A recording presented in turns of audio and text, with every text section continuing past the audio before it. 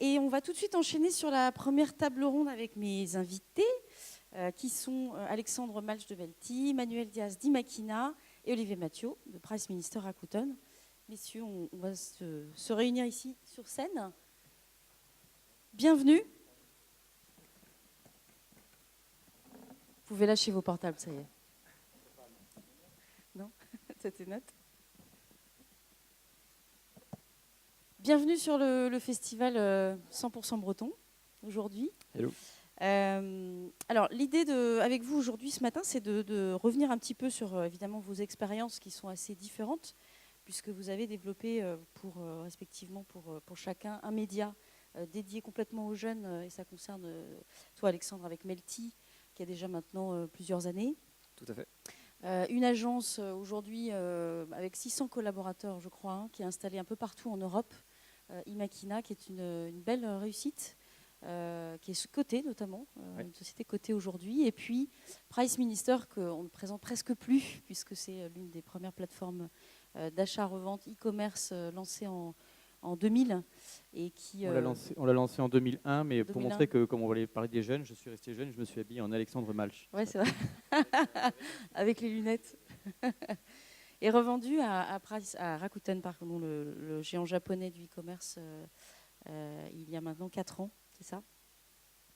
On a créé le 2010. site a été lancé en 2001, revendu en 2010, donc 10 ans après. Et maintenant, on est dans la 4e année, Ouais. post-Rakuten. On parlait de génération, justement. Ce qui est intéressant avec vos 3 profils, c'est que vous avez lancé vos sociétés jeunes, voire très jeunes. Je pense notamment à vous deux. Manuel, tu avais 18 ans quand tu as commencé ta première aventure entrepreneuriale. Oui, c'est vrai que c'était en 97, donc oui, j'avais 18 ans. Autant vous dire que créer une boîte à 18 ans, moi je me souviens que j'ai créé cette agence avec mon frère, Carlos, qui est plus connu pour sa calinothérapie qu'autre chose. Mais, On salue d'ailleurs. qu'on salue.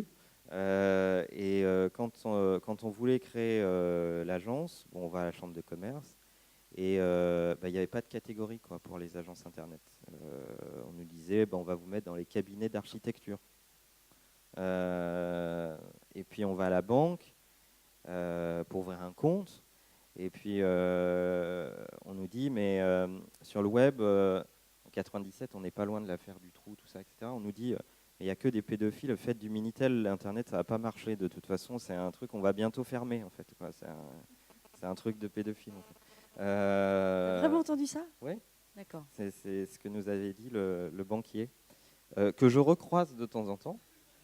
Ah, d'accord. Qui est ravi de te recroiser d'ailleurs aujourd'hui. Je rappelle cette anecdote régulièrement, en fait. Bon, voilà, il se cache un peu. Mais, donc ouais, oui, c'était tôt. Et puis on était... mais je comprends en même temps. Hein, c'était pas ultra crédible quand tu dis... je veux aider à la construction du web, je veux aider des marques et des sociétés à comprendre leur stratégie Internet, faire quelque chose avec Internet, et quand tu as 18 ans. Quoi. Moi, on m'a demandé si je voulais la nouvelle carte mosaïque, tu vois, avec le burger gratuit, etc., quand je voulais créer la boîte. C'est un peu plus compliqué. Pour toi, Alexandre, c'était quoi le contexte? Toi, c'était plutôt... c'était un projet de fin d'études, d'ailleurs, Melty. Oh, ça a commencé même avant, parce que ça a commencé en 2000. J'avais 15 ans, j'étais en voyage en Allemagne. Et je trouvais qu'il n'y avait pas de site qui regroupait tous les sujets qui intéressaient les jeunes. Donc j'ai commencé à faire des blogs, puis c'était un peu pourri, parce que je ne savais pas faire. Et puis ensuite, je suis rentré, j'ai eu mon bac, je suis rentré dans une école d'informatique qui s'appelle Epitech sur Paris. Et c'est là où j'ai rencontré Jérémy Nicolas, qui est le directeur général adjoint de Melty, aujourd'hui cofondateur. Et on s'est dit, il faut faire ce projet, mais il faut faire un vrai projet, et donc il faut créer une entreprise. Donc on a créé la société qui aujourd'hui s'appelle Melty Group en 2005. En 2008, on a lancé le site melty.fr. Et aujourd'hui, on est le plus gros média pour les jeunes en France, et on est en train de le devenir à l'international, notamment en Italie, Espagne, Brésil, Maroc, Allemagne et Mexique, et Pologne aussi. Et puis on est 100 salariés, donc ça grossit bien, on est content. À l'époque, est-ce que tu as aussi eu des anecdotes de ce que raconte un petit peu Manuel, en tout cas dans la même teneur, peut-être avec ton banquier aussi, je ne sais pas?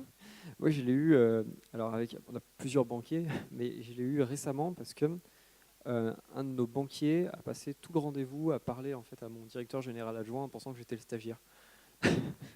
il s'en est rendu compte qu'à la fin, donc c'était marrant. Voilà. C'est vrai que tu es adepte du skate et du sweat à capuche, un petit peu comme Olivier aujourd'hui, toi. Bon, j'imagine que quand tu vas voir ton banquier, c'est différent quand même. Pour toi, quel était le contexte? Parce que c'est quand même il y a un petit peu plus longtemps que ça. 2000, Je c'était... te remercie de le rappeler. Bah, je suis désolée, on a l'âge qu'on a. D'ailleurs, je pense qu'on a le même âge. Et bref. Non, personne ne le croira.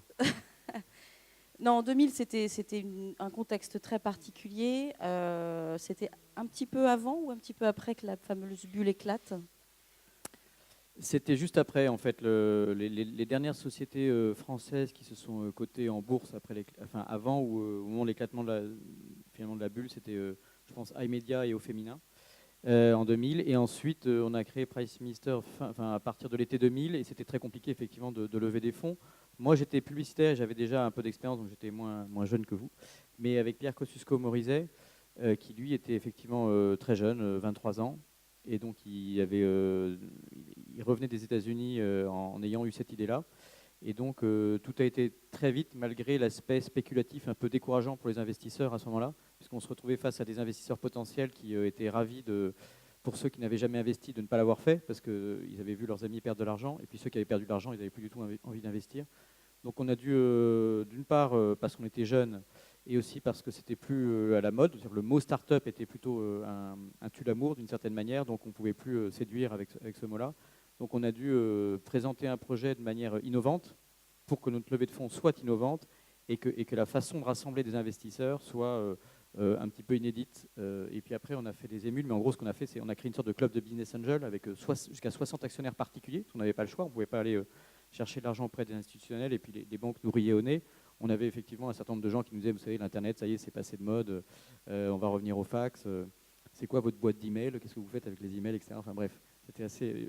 Le smartphone n'existait pas encore, je vous le rappelle, et c'était pas très longtemps finalement après la création de Google. Et Google était pas grand-chose à l'époque, donc du coup, c'était pas du tout le média majoritaire et massif qu'on connaît aujourd'hui. Donc tout le contexte était différent, et donc voilà. Enfin, Google, c'est 98, c'est ça ce que tu rappelles je rappelle souvent que souvent Google On n'existait oublie pas ça. au moment où la France a gagné la Coupe du Monde. Donc rappelez-vous que quand on a gagné 3-0, Google à ce moment-là n'existait pas. C'est quelques mois après. Ouais, c'est vrai que c'est intéressant de le rappeler. Depuis, on perd. Depuis, on perd. Ouais, ouais. Bref. Je reviens un petit peu à cet intitulé de table ronde qui est, on plonge un peu dans l'univers de vos entreprises innovantes. L'innovation, ça passe aussi par du culot. Moi, j'aimerais savoir quelle est l'audace dont vous êtes le plus fier. Alexandre. Il y en a trop, mais ça se dit pas. T'es vachement humble. Hein. Non, mais c'est. En fait, je pense que quand tu as une startup, surtout au début, s'il n'y a pas beaucoup de culot et aussi beaucoup de confiance dans son projet, parce qu'il faut croire dans son projet, ça ne fonctionne pas. Donc le nombre de fois où on est allé voir, tout au début, on ne le fait plus maintenant, bien sûr, mais on est allé voir des investisseurs ou des clients en proposant de vendre des produits qui n'existaient pas encore, par exemple. Ça, c'est un truc, ça m'est arrivé souvent. Tout au début, j'allais voir des clients et je leur disais, on a ce truc-là, c'est absolument génial, c'est incroyable. Puis les mecs, ils disaient, ah ouais, ça a l'air trop cool, on l'achète. Et je retournais voir mon équipe en disant, bon les mecs, j'ai dit que ce truc-là existait, il n'existe pas, on a 2 jours pour le faire. Voilà. La bonne nouvelle, c'est qu'à chaque fois, il finissait par exister au bon moment et ça fonctionnait et ça marchait. Mais on a souvent fait ça au début parce que tu n'as pas le choix. C'est très très compliqué, donc il faut y croire, il faut lancer son truc. Tu vendais uniquement sur l'idée, quoi. Complètement, il faut croire que les idées étaient à la fois bonnes et réalisables, ce qui fait que les gens les trouvaient intéressantes et que mes équipes arrivaient à les faire. Et c'est ça qui est important, c'est qu'il faut se rappeler, moi là je fais le guignol sur scène et j'en suis très content, accompagné par vous deux. Mais en fait, en réalité, aujourd'hui, il y a 100 personnes qui sont en train de travailler dans nos locaux parisiens et c'est eux qui sont incroyables parce que c'est eux qui ont fait que tous les trucs qu'on a pu essayer de lancer au culot ont finalement abouti à des résultats concrets, réels et palpables. Aujourd'hui, Melty ne serait pas ce que c'est si on n'était pas capable de délivrer des statistiques précises, de la publicité, des visiteurs uniques et des contenus toujours plus passionnants à nos lecteurs. Manuel ? En fait, tu as 3 stades dans une idée. Tu as le IDware, c'est ce qu'a fait Alex. Ensuite, tu as le Slideware. Tu as fait un software mais dans PowerPoint et tu le vends et tu reviens et tu dis à tes équipes, tu n'as pas 2 jours mais tu as 1 mois pour le faire. Puis bon, après, si tu es adulte, tu finis par faire du software, vraiment. Mais il est trop humble pour le dire. Mais j'ai la chance de le connaître depuis longtemps, Alex.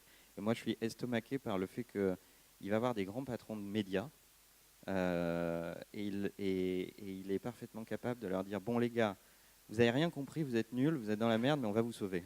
C'est la bonne nouvelle en fait, quoi. Ouais. Et il y arrive en fait. Et je ne vais pas citer de nom, mais vraiment des gros patrons de médias qui l'écoutent entre le doute et la fascination au début, et puis qui finissent par y aller. Mais c'est ça, je suis impressionné par sa capacité à faire ça. Ça, c'est la version résumée de Manuel, mais on va surtout voir les grands groupes médias en leur disant que nous, on a une non-expérience qui, du coup, permet d'avoir une vision fraîche sur les choses, qu'eux, ils ont une expérience dont on a besoin qui nous permet, nous, de structurer notre business. Et ensuite, on délivre. On a la chance, par exemple, d'avoir travaillé sur le site de Virgin Radio. Donc, c'est Melty, aujourd'hui, qui l'édite, le commercialise et le développe. Et on a, en 3 mois, augmenté de 800% le trafic et autant de la monétisation du site. Donc, forcément, du coup, on délivre et les gens nous font confiance derrière. Et depuis, en plus, il a fait du média training. Alors, tu vois, c'est formidable. Oui, c'est vrai que tu es un petit peu entraîné là. Manuel, quelle est l'audace dont tu es le plus fier?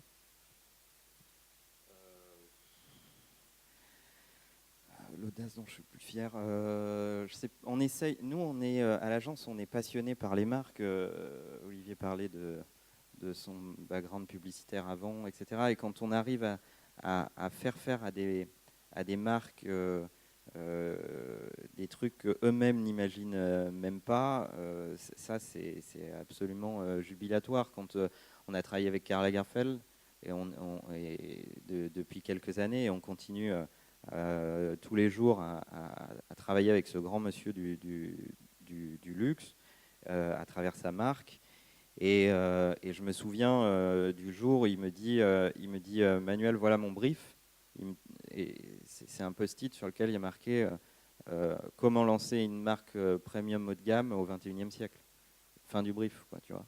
Et derrière, tu es là, tu te dis bon, ben, stratégie sociale sur les réseaux sociaux, on a formé les équipes chez eux, et puis ensuite on a conçu un concept de boutique connectée où tu vois, tu es certes en train d'essayer des fringues, mais tu demandes à tes amis ce qu'ils en pensent en temps réel, etc. etc. Quand tu arrives à faire déplacer une marque de cette façon-là, c'est fascinant en fait. Et Ça veut dire qu'il faut mouiller la chemise, là, surtout dans le luxe. Oui, beaucoup. Et ça veut dire que, en fait, quand on est dans notre écosystème, tu vois, on a notre vocabulaire, nos trucs de techno, notre verbiage, etc., etc. Mais la réalité, c'est comment on va avoir des grandes marques et comment on arrive à les convaincre de bouger les lignes dans leur boîte parce que leurs consommateurs attendent plus d'expérience, plus de relations, plus de discussions, etc. Et puis elles ont été élevées dans la grande publicité bien traditionnelle qui leur dit « regarde comme je suis beau » et envoyer des films à la télé, puis ça suffisait pour vendre des produits. Aujourd'hui, il faut qu'elles sont face à des challenges énormes. Comment je discute en tant que marque? Tu vois, tu es une marque, tu n'as plus appris à discuter. D'ailleurs, pendant des années, on les a plus appelés des marques, on les a appelés des annonceurs.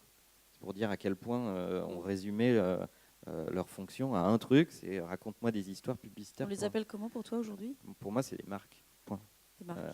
Et une marque, elle doit te faire, elle doit te faire autre chose que te dire regarde mon produit comme il est beau et voilà mon histoire. Elle doit te faire vibrer, il y a de l'émotion, il y a de la relation, tu dois pouvoir discuter avec elle.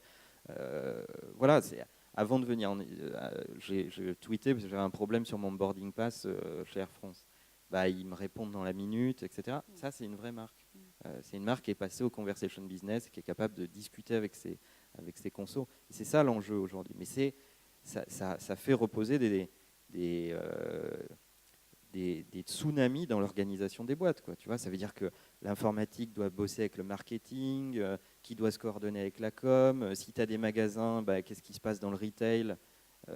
Voilà, moi, je suis fasciné par le fait que quand tu te connectes sur Price Minister, on te dit bonjour Manuel, et quand tu rentres dans certaines boutiques, on n'est pas capable de te reconnaître alors que tu es un client super fidèle. Donc tu vois, il faut tout reconstruire. Les marques, elles sont face à des enjeux de connaissance client, de data, d'omnicanalité. Enfin, c'est énorme. Et pour toi, Olivier, même question. Sur l'audace, écoute, moi je vais donner 3 exemples rapides, mais un peu plus déconnants. Parce que là, tu parles déjà de transformation digitale, etc. Je pense que quand on reparle de l'univers jeune et start-up, j'essaie de me replonger peut-être pour essayer de vous inspirer, mais voire me rendre ridicule. Mais en fait, quand on cherche à créer une startup, à un moment donné, on est aussi dans un univers de système D. C'est ce que vous avez commencé à raconter aussi. Et donc, j'ai 3 trucs auxquels je pense qui me font rire quand j'y repense. Au départ, on cherche à lever des fonds, c'était compliqué, c'est ce que je disais. Et un truc qu'on faisait qui était, c'est que, alors je ne sais pas si c'est audacieux, mais en fait, on avait ciblé un certain nombre d'investisseurs qu'on voulait voir, etc. On leur avait envoyé des offres promotionnelles pour qu'ils commencent à acheter sur Price Minister, alors que c'était juste le début, on avait une maquette, on n'avait pas encore de clients, on faisait croire qu'on en avait déjà plein, on n'en avait pas encore beaucoup. Et on surveillait les noms des gens qui achetaient dans le back-office, et quand on voyait leur nom, on prenait un coursier, et on allait faire livrer le produit qui avait été commandé le matin, l'après-midi même chez la personne, comme ça pour l'impressionner et lui faire croire qu'il avait reçu le produit dans la journée même. J'ai fait un autre truc qui était assez audacieux et assez bizarre quand j'y repense. Il y avait d'autres projets qui cherchaient à lever des fonds, pour vous dire que l'esprit startup parfois est assez étrange. Et on sait que quand on veut lever des fonds, à un moment donné, il faut plutôt être le premier, parce qu'ensuite les investisseurs suivants disent trop tard, il y en a un qui a déjà levé des fonds, on ne va pas forcément suivre. Et donc, pour tout dire, je me suis déguisé. J'ai créé un faux profil. Donc, je crains que ça soit retweeté. Maintenant, je me dis qu'il ne fallait pas que je le raconte, mais c'était il y a longtemps, il y a plus de 15 ans. Parce qu'on avait repéré d'autres dossiers importants. Et je me suis à ce moment-là donc déguisé, rasé, créé un faux profil, un faux CV, le profil idéal que j'ai envoyé ensuite à un autre dossier en tant que candidat potentiel. Et comme je savais exactement ce qu'ils étaient en train de faire, ma lettre de motivation correspondait tellement pile poil qu'ils ont dû halluciner, tellement ils ont trouvé ça génial de trouver le candidat rêvé. Et j'ai été les voir pour passer une fausse interview et en fait pour leur tirer les verres du nez et savoir où ils en étaient en fait finalement de leur levée de fonds, pour comprendre où nous on pouvait aller, etc., quoi. Donc en gros, c'était de l'espionnage industriel, c'est mal, mais c'était un petit peu le. C'est un peu le Marcel Béliveau de l'Internet, quoi. Ah non, c'était pas en caméra cachée, mais c'était un truc assez délirant en fait. Et finalement, ça nous a considérablement aidé parce qu'en fait, à un moment donné, on sait qu'il y a une course au time to market et d'aller très très vite. Et dernier exemple que je trouve intéressant, c'est qu'on peut aussi innover en termes de communication, et ça rejoint ton sujet sur les marques conversationnelles. Au départ, ce n'était pas complètement évident, mais j'ai lancé une campagne qui s'appelait Devenez radin. Et en fait, quand on allait voir notre conseil d'administration, il y avait des gens plutôt traditionnels, des énarques, inspecteurs des finances, des gens plutôt qui étaient des mentors pour nous et qui nous ont beaucoup apporté. Quand on leur a amené le Devenez radin, ils ont dit mais c'est pas très positif comme message, etc. On leur a dit mais alors, pourquoi vous ne mettriez pas Devenez malin? On a dit mais si on mettait Devenez malin sur une affiche, tout le monde, ça va laisser tout le monde complètement inattentif et ne pas attirer l'attention. Donc on a fait le Devenez radin et ça a fait en fait un énorme buzz au départ parce qu'on s'adressait de manière négative à des internautes et ensuite dans des focus group ou en études, les gens nous ont dit ah bah voilà, il y a enfin quelqu'un qui nous parle comme ça, c'est ce qu'on est. En fait quand on est radin, c'est-à-dire qu'en fait en gros on maîtrise notre budget et donc on a eu un rapport à la consommation et un rapport au prix qui a été complètement inversé en disant voilà nous aujourd'hui on attaque concrètement la distribution, on n'est pas une start-up, on s'attaque. Alors à l'époque, c'était Fnac, les centres culturels Leclerc ou les Virgin Megastore, etc., qui présentaient tous le même prix. On sait tous que c'était un scandale. Les CD, les DVD étaient beaucoup trop chers. D'ailleurs, tout le secteur s'est effondré. Et donc, nous, on les a attaqués frontalement sur le thème revendez à moitié prix. Et c'est comme ça qu'on a lancé aussi la campagne Revendez les cadeaux de Noël. C'était à Noël 2002. Maintenant, aujourd'hui, tout le monde en parle. Si vous avez le temps de regarder la télévision au moment entre Noël et le Nouvel An, tout le monde parle de la revente des cadeaux de Noël, mais en fait, on l'a lancé en se disant on va faire un truc un peu comme la fête des grands-mères, la Saint-Valentin. On va proposer aux gens de revendre leurs cadeaux de Noël. Mais au début, toute la presse nous a attaqués en disant que c'était vraiment n'importe quoi, que les startups faisaient tout pour attirer l'attention. Et la réalité, c'est qu'on a finalement quand même changé les comportements des gens. Donc il y a une petite fierté dans le fait qu'on s'inscrit dans l'histoire de la consommation, ou que ce soit des médias ou de la distribution, en changeant, en modifiant, en accompagnant un mouvement assez profond. On a l'impression quand même que dans l'univers start-up et de l'innovation au sens large, il y a effectivement de la prise de risque, de l'audace, on vient d'en parler. On peut lancer son entreprise très jeune, même si on n'a pas forcément de background, études ou un passé d'entrepreneur. Et pourtant, il y a des codes quand même qui sont propres au digital. J'imagine que pour toi, Manuel, aujourd'hui, gérer 600 personnes, ça te fait avoir une dimension de chef d'entreprise, malgré tout. À ton avis, quels sont les codes aujourd'hui qui sont les tiens sur une entreprise avec autant de collaborateurs et des enjeux qui sont ceux d'une vraie boîte finalement? La complexité, effectivement, la complexité peut venir avec le temps si on a envie que ça soit complexe, en fait. Chez nous, chez Imakina, on essaye de garder beaucoup un esprit start-up, malgré la taille de la boîte, malgré, tu le rappelais, le fait qu'on soit coté, etc. Mais tu sais combien on a de comités dans la boîte, de groupes d'études, etc. Aucun. Zéro. On fonctionne d'une façon extrêmement simple, c'est qu'on essaye de faire en sorte que les gens soient des intra-entrepreneurs. On leur donne des missions et ils gèrent leur mission et ils doivent venir avec les résultats de cette mission, en fait.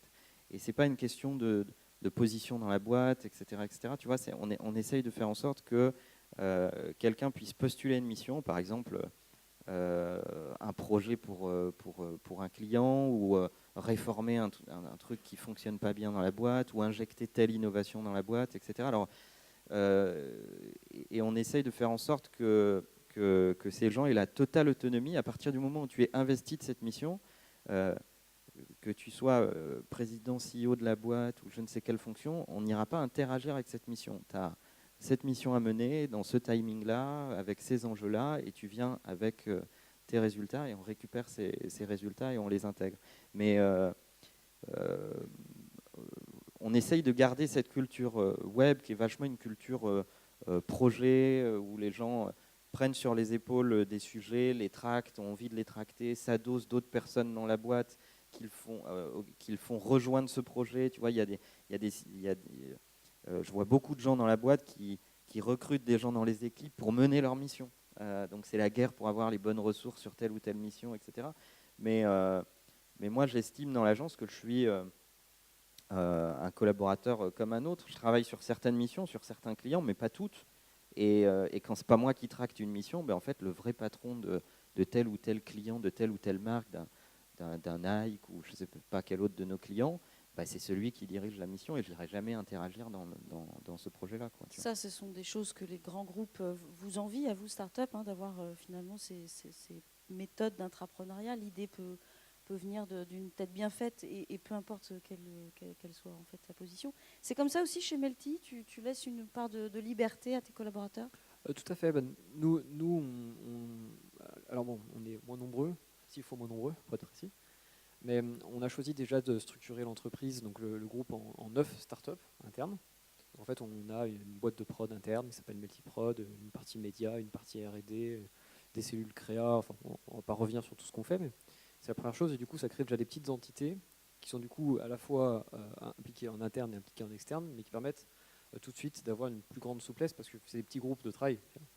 Ça, c'est la première chose. La deuxième chose qu'on a fait, c'est qu'on a recruté que des personnes qui rejoignent l'entreprise parce qu'elles sont passionnées par le projet et qu'elles croient dans le projet qu'on porte. L'objectif de Melty, c'est d'ailleurs pour ça qu'on se développe à travers le monde, c'est d'être capable de trouver dans tous ces pays des jeunes qui sont cool et de mettre ces jeunes qui sont cool, qui ont cette énergie positive de la jeunesse dans laquelle on croit, et de les mettre en avant parce qu'on pense, on l'a vu en France, mais on le voit aussi en Italie, en Espagne, au Mexique, on voit qu'il y a plein de jeunes qui sont très intéressants, qui ont un talent incroyable, et on se rend compte que les médias classiques, traditionnels, ne les mettent pas en avant. Et donc avec Melty et une de nos initiatives qui s'appelle la Melty Talent House, on pense que c'est important de mettre ces jeunes en avant, et on pense que c'est important de montrer à d'autres jeunes, des jeunes qui sont cool et qui font des choses intéressantes. Nous, on a eu la chance avec Melty d'être très médiatisé, parce que finalement, on est un média, donc on peut s'auto-médiatiser. Mais on s'est rendu compte qu'il y a plein de gens qui font des trucs bien plus incroyables que nous, bien plus intéressants, et qui, eux, n'ont pas la chance d'avoir la visibilité qu'on a pu récupérer. Donc on leur file ce truc-là. Et du coup, ça fait qu'on a créé un climat d'entreprise qui est très positif, qui se base sur un storytelling qui est très fort, et qui permet à nos salariés d'être également très responsables. Donc chaque personne qui travaille chez nous a ce qu'on appelle des challenges, des KPI, des kiloponées indicators chez nous pour être précis. Des kiloponées indicators, parce qu'il faut savoir qu'à Melty, plus tu as de kiloponées, mieux c'est.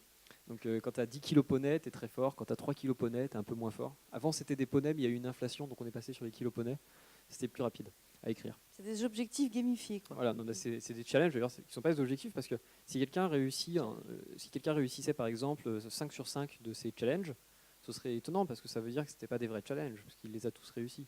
Donc, notre challenge, l'objectif, c'est de ne pas tous les réussir, paradoxalement. Il faudra en réussir 3 sur 5, 2 sur 5, parce que l'idée, c'est de progresser tous ensemble.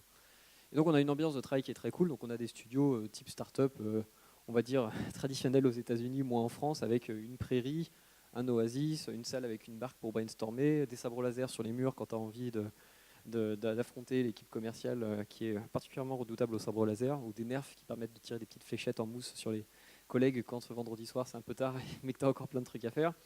Et on a une phrase sur Melty qui est assez amusante qui dit une grande coolitude entraîne de grandes responsabilités, une phrase tirée de Spider-Man et qu'on applique au quotidien, puisqu'on s'est rendu compte que si on voulait à 100 continuer à avoir cette ambiance et continuer à avoir surtout cette qualité de travail dans les deux sens du terme, à la fois la qualité de travail qu'on produit et la qualité de travail qu'on vit dans l'entreprise, et ben, il fallait mettre quelques règles, quelques process en place et arriver à maintenir tout ça. Et ça fonctionne pour l'instant plutôt bien. On verra ce que ça va donner quand on grossira, parce Quand vous serez 600, qu'on est encore on verra. une petite structure. Mais c'est l'idée, c'est beaucoup de responsabilité et beaucoup de passion sur les projets. Je pense que c'est super important. Quant à toi, Olivier, après je prendrai quelques questions de la salle pour terminer. Toi, tu laisses la porte ouverte de ton bureau. On peut rentrer dans ton bureau un peu comme dans un moulin.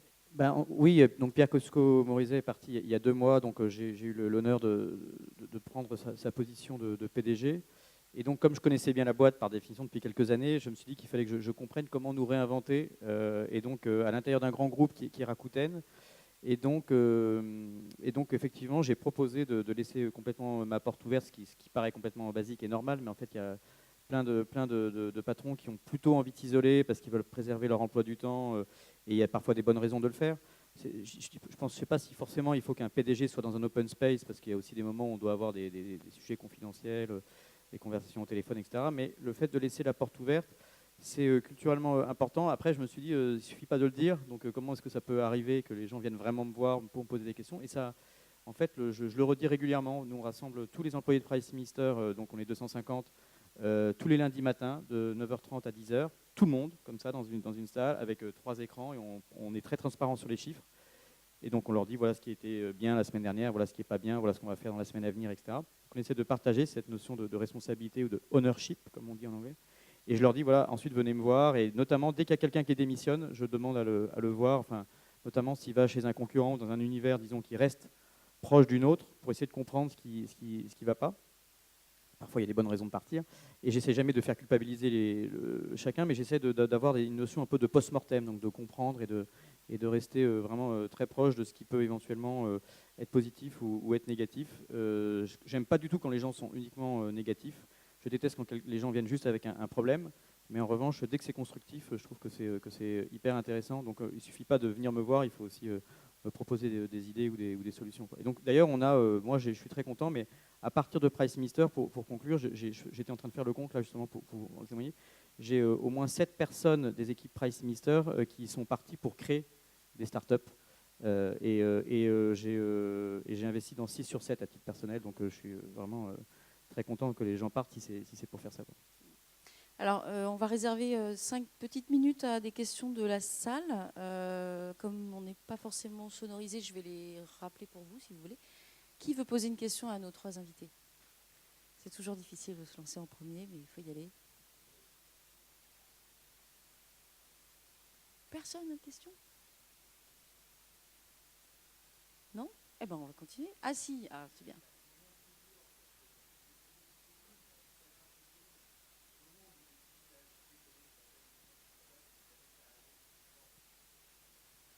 Je répète juste peut-être pour le streaming, si jamais.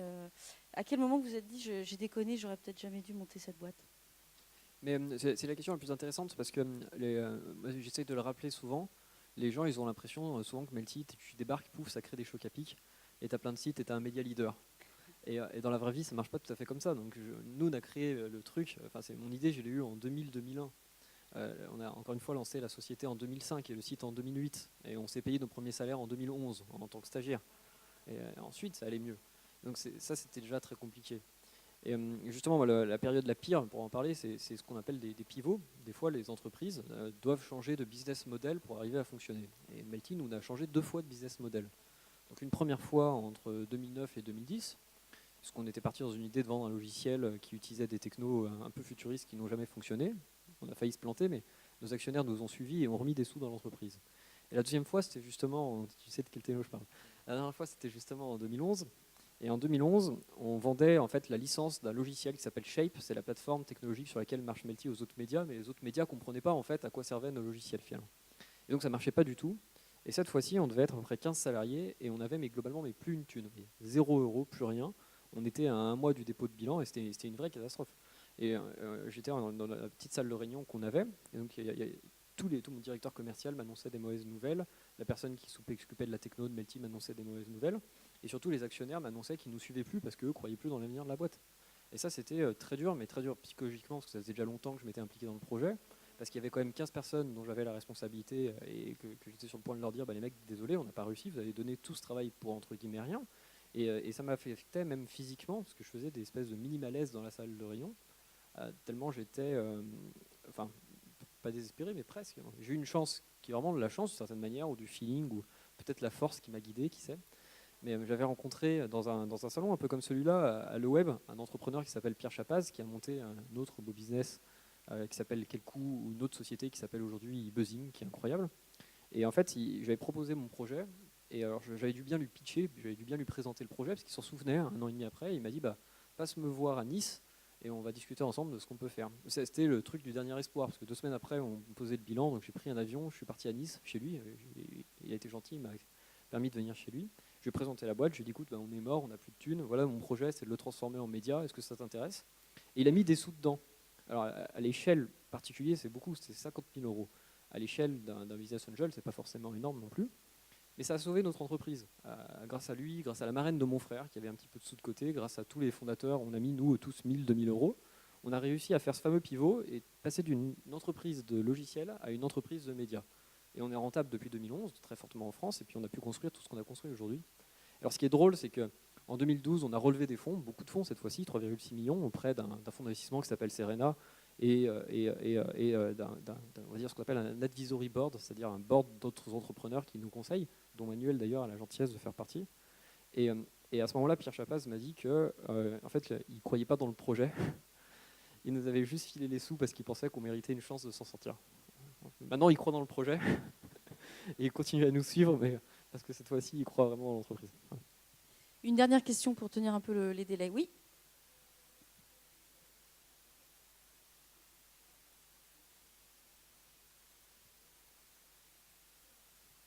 Alors, un petit tour de table. On va commencer par Olivier. Un conseil aux jeunes entrepreneurs qui se lancent, et tu en vois beaucoup puisque tu es aussi business angel.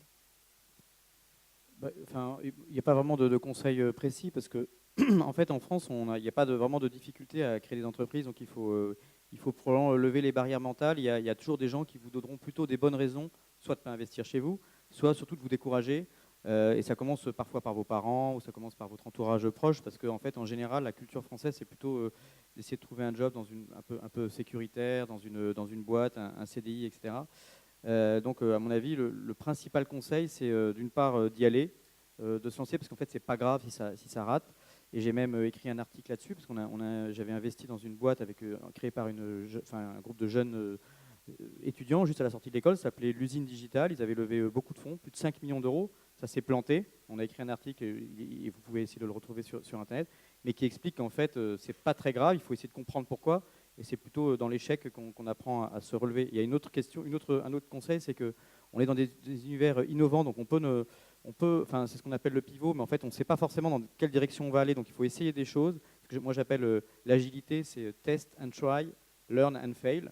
C'est-à-dire qu'on peut échouer, sachant que je cite Oscar Wilde pour faire un peu cool et que vous pouvez tweeter que c'est moi qui l'ai dit, mais c'est l'innovation, c'est la réponse à une question qu'on ne se posait pas. Donc je vous laisse réfléchir là-dessus. Mais en fait, en réalité, on ne peut pas vous donner une bonne raison d'y aller, mais il n'y a que des bonnes raisons d'y aller. La question, c'est qu'on va plutôt vous donner des raisons de ne pas y aller. Donc en fait, c'est une question de confiance. Et puis aussi, probablement de ne pas y aller seul. Je trouve que c'est intéressant de réfléchir en tant qu'entrepreneur à ne pas y aller seul. Surtout si on est jeune, il faut avoir la modestie, il faut avoir beaucoup de confiance en soi. Souvent, on en manque. Mais en plus, pas avoir non plus la prétention de tout savoir et donc de trouver des compétences complémentaires. Ce qui est un des succès de Price Minister, c'est qu'on était 5 fondateurs au départ et 4 jusqu'à il y a cette année, et on est encore 2 dans la boîte maintenant, 14 ans après. Moi, je dirais que au-delà de ce que dit Olivier, avec lequel je suis d'accord, je dirais qu'il faut aimer qu'on vous dise non. C'est-à-dire que si tu veux entreprendre et que tu as horreur qu'on te dise non, il ne faut pas entreprendre. Parce que tu vas entendre que beaucoup de non, en fait, quoi. Et il faut aimer les problèmes. Voilà. Ça, c'est 2 critères majeurs. Après, ouais, les emmerdes. Ouais. Après, moi, je cite 4 trucs. Et d'ailleurs, je vous encourage à aller. Je me souviens plus de l'URL du site, mais tapez HSGL dans Google. En fait, c'est Heart, Smart, Guts and Luck. Et d'ailleurs, c'est le titre d'un bouquin que je vous encourage à lire. Il faut être démesurément passionné par votre truc. Il faut avoir du cœur. Il faut être smart parce qu'à long terme, les croche-pattes, ça marche pas. Dans le business globalement, si vous êtes obsédé par tracher votre concurrent, penser à à comment vous allez faire un croche-patte à l'autre, etc., ça marche pas du tout. Il faut avoir des tripes parce qu'à un moment, c'est pas rationnel. À un moment, ça se passe dans les tripes. Et il faut un peu de bol, qui est souvent propulsé par beaucoup de travail. Et tout ça a été très bien résumé dans l'anecdote d'Alexandre et de Pierre, Pierre Chapaz. Mais comme on est aux vieilles charrues, moi je vais faire une autre. Je vais parler de Bob Dylan, qui disait entre le moment où tu te lèves et le moment où tu te couches, fais que des trucs qui te passionnent. Et tu auras le sentiment d'avoir réussi ta vie. Voilà. Et toi, Alexandre, pour terminer sur un conseil? Moi, je citerai juste un très grand philosophe canadien qui s'appelle Justin Bieber et qui a dit, entre autres, un peu après Napoléon, never say never. Et je pense que c'est très important quand on est entrepreneur de le garder dans sa tête. Voilà. C'est musical aussi, ça marche. On les applaudit. Merci beaucoup. Merci à tous les trois. Merci. Avant la petite pause café du matin,